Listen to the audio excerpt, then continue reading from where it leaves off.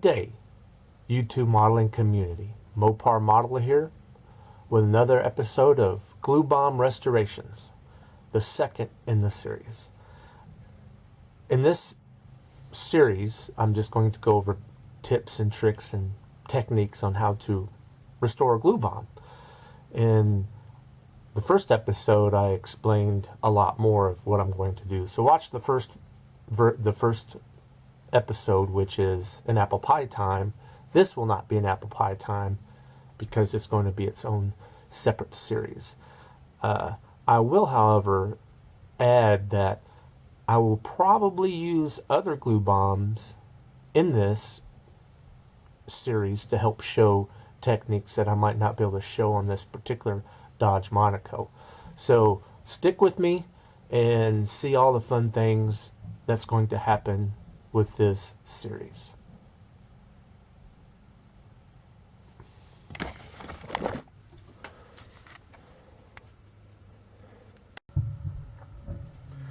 Alright, so the first thing you want to do when restoring a glue bomb is just basically to look it over and see what its faults are, what you want to save and what you don't want to save, and just get a general idea of what you're going to do with the kit.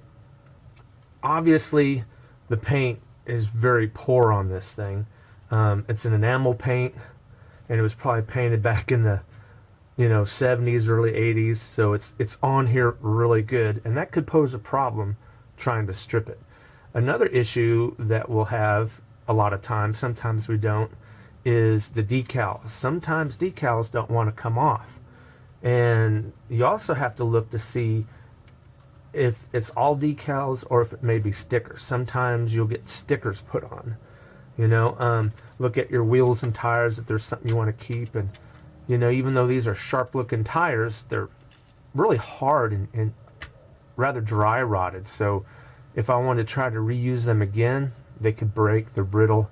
I probably won't use the tires at all. The rims I may save to use on something else, to rechrome them or whatever. But I don't know if I want to use them on this kit, but that's still open. I might use them. I might try to clean them up. So you want to look at the rims and make sure they're not excessive glue on them, which there isn't any, but we still haven't separated them from the rest of the thing. When we look at the engine compartment, we see a lot of glue that was smeared on this thing, and also, I'll be honest with you, the detail and everything leaves a lot to be desired. I'll kit bash another Dodge kit to come up with a better motor and a better, more realistic look underneath, and I'll probably redo the whole doghouse and even the windshield wiper area too. The glass seems fine. It's very dirty. One thing you can tell is that you can push on it and it's not connected to the pillars or anything, which is really good. They glued the glass to the top of the roof, and you can see here very slightly where the glue changed the color of the paint, or it gassed through the paint, so you can actually see where the glue ran up here where it actually was on the underneath. So you just basically want to look at it and try see what you can do to take it apart. I noticed that the taillights, they sort of had me scared.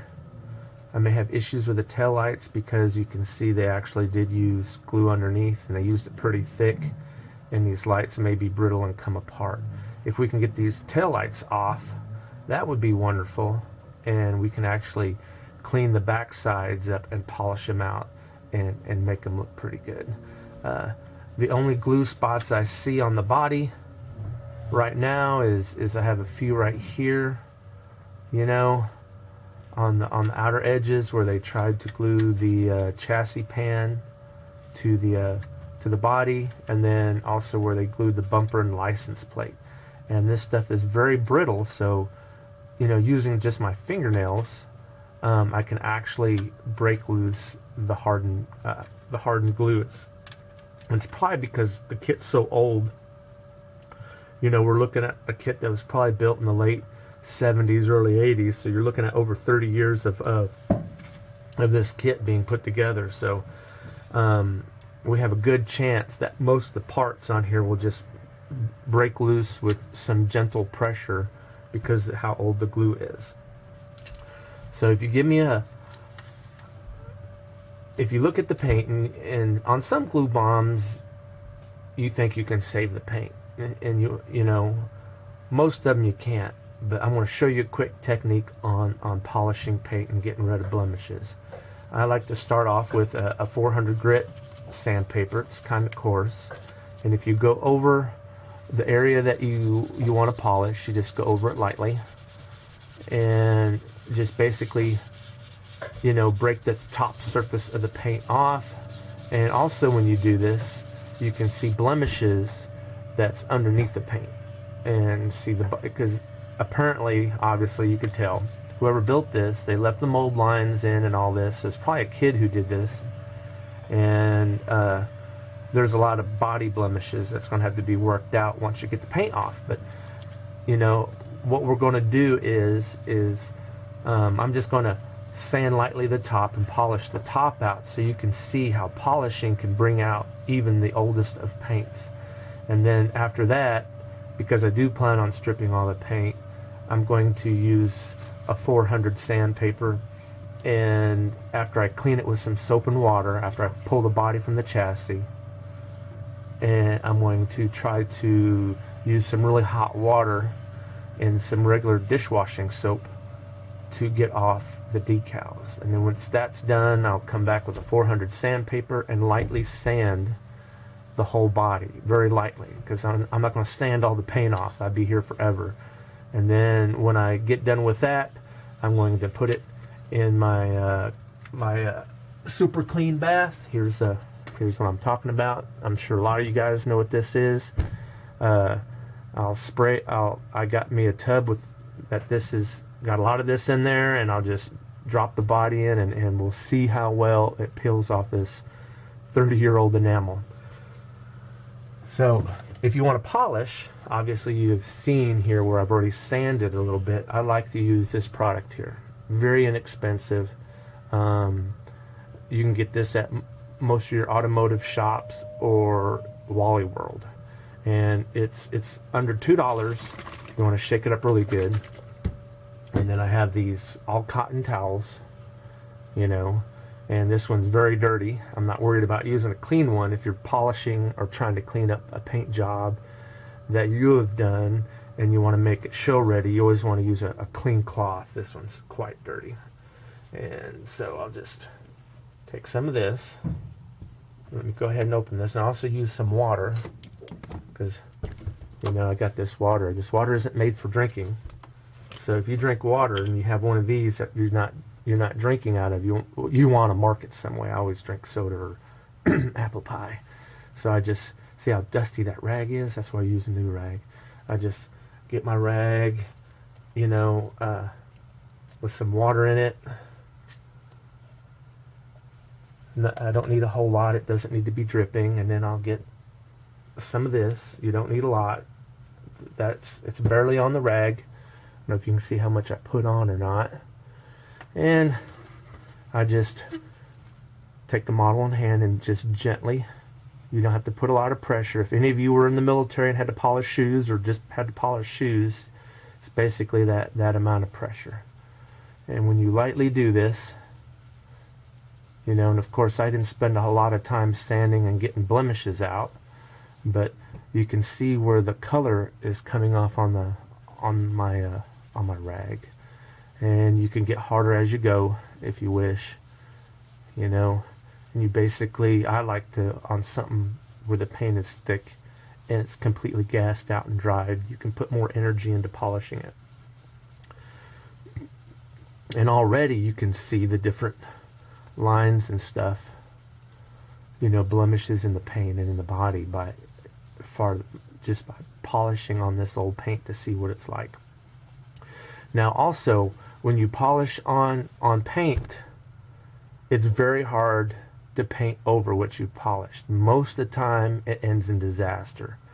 So if you want to clean a paint up and just use a wet sanding technique, don't polish it, and if you see where you need to repaint it, then you can repaint it. But don't try to paint after polishing, because the chemicals and the the different chemicals inside the polish tends to really make it hard for paint to stick to. And also, because it's smooth, very smooth in certain places, with whatever product you used filling in the holes, it won't stick. It'll just simply peel off. So here we've done that, and you could polish. You can see how dark my towel is now. I'm just going to take and buff it out. I haven't put that much energy into it, and you can already see a definite shine in certain places. There's other places that may or may not polish out. It would take a lot of time to get this to clean out, because this paint is pretty jacked up. But I'm just showing you this technique to where if you want to try to polish out, paint on your project, a lot of times you don't have to strip a paint. You can just lightly sand it, get blemishes out, and paint over. But you can see the difference in how it looks. You can almost see yourself in that paint. So give me a moment. I'll put up this stuff, and I can just show you now. When you take the chassis pan and stuff off, you just gently tug on things and see how far you can get with just very light pressure. And here it seems like everything's going to come loose fairly easily.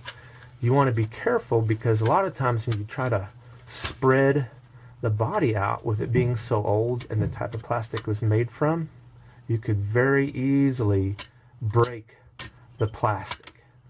And see here, I'm getting lucky. The whole, look at all that dirt and dust. That's 30 years of dust inside of that kit. You can see here where the whole interior and everything has come out in one piece.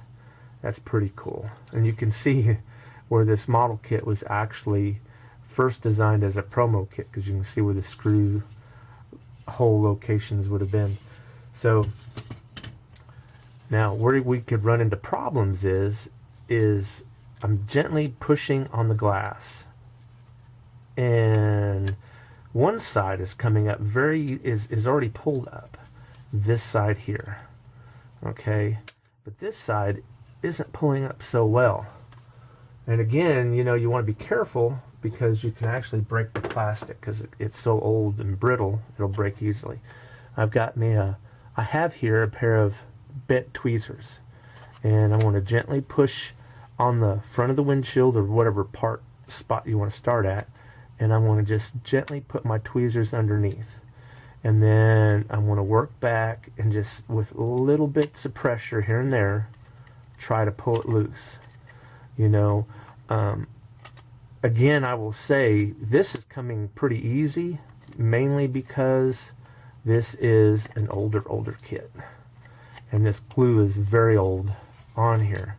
And you can see already I've been able to get the glass broke off pretty far back, but now it's wanting to break right here, the glass, which isn't no big deal if the glass breaks right there. But it's given me a little bit of trouble. Oh, see, it just finally popped. I got lucky. And one of the things that made me lucky is the glass, actually, I'm surprised, came out in one whole piece. If we want to use this same glass, we're going to have a few problems. The problems being where the glue is at the bottom of the back of the windshield, and then we're not going to, it's warped up here from excessive glue. So we'd have, and it's not going to stick back on the roof very well because of how crazy it is. We'll actually have to cut the old plastic off and just use like the front half and the back half we'll see how that goes. But we don't want to try polishing on this or anything because it's very dirty, and you want to clean it off first. You know, so when you clean the glass, the first trick you want to use is, you know, your wife's brush, and just basically brush off all the dust. Of course, it's going all over the model car area. It's best to take it outside and dust it off. You know, just, you know, dust it off the best you can with a soft brush before you start washing on it, because that dust and dirt on there will scratch the windshield even worse. So here we've got the first step done. You know, the first step being taking apart, basically separating the body from the chassis. Here, if you can see the tabs and the mounts to where the bumper attaches, you know, you want to kind of study this, and if you have a camera, take pictures of how this looks, because the odds of you separating the bumper from these tabs is slim to none. Usually they break off, so you may end up trying to replicate these mounting points later. You know, it's better to ruin the mounting points than to break the whole body. You know, here I noticed that it actually is loose there, but in the middle it's not, and it's not coming loose. And this side has more glue on it. I'm going to try to just break out some of the glue that's around it before, you know, I might have to take a knife and just gently dig out without cutting myself. You know, the plastic, see, it popped off a big chunk of plastic. And I'll put that knife down. All right, actually not a big chunk of plastic, but a big chunk of glue. I'll come here with my tweezers, and I'm just going to try to wedge between the mounting points and squeeze. See if it's going to come out. It doesn't want to come out, so I'm going to take my knife again, and on this side, I'm just going to try to scrape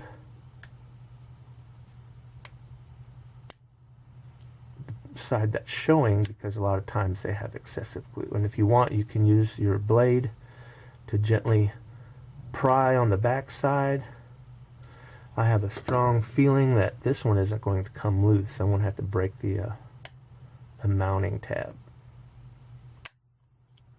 You know, maybe if I spent an hour or so messing with this, it would work. I got this side broke loose, but this inner side doesn't want to come out. You know, and if I can, see, I already broke the tab. I tried too hard. So it's better to break the body tab than the tab to the bumper, because the body tab I can recreate very easily, and the tab for the bumper is I guess I can create that just as easily too. So here you have an example where I got one side loose without breaking the tab. I think it might be split here, and one side where I had to break the tab, and it's still stuck. And I'm definitely going to have to break this center tab. You can either try to break it off using pliers, or, you know, I have my little needle nose, or if you want to, you can get a saw in there and just try to saw it loose. I'm going to try a saw. Here I have my sprue cutting saw. I'm going to try to get here on the back side of it and lightly saw behind it. And it is not panning out.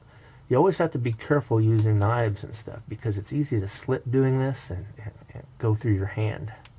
And also, it's a good practice to try to be gentle, because if you're gentle, you know, things come apart easy. You know, you have better success getting things apart. Anyway, putting some pressure behind it.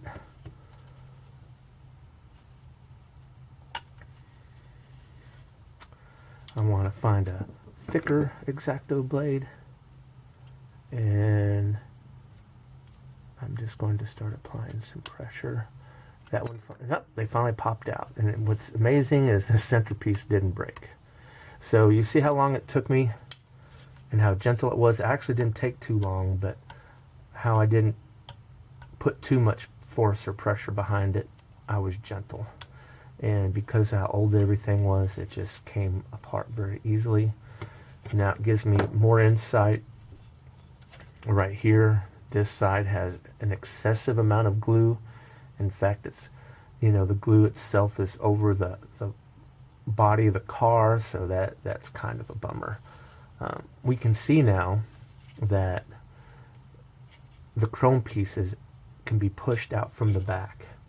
So to do that, you know, you can take your curved tweezers again, find the holes. We'll start with this thing, with this set of lights here. And what's nice is if you haven't noticed already, that whoever put it together did not scrape the plastic.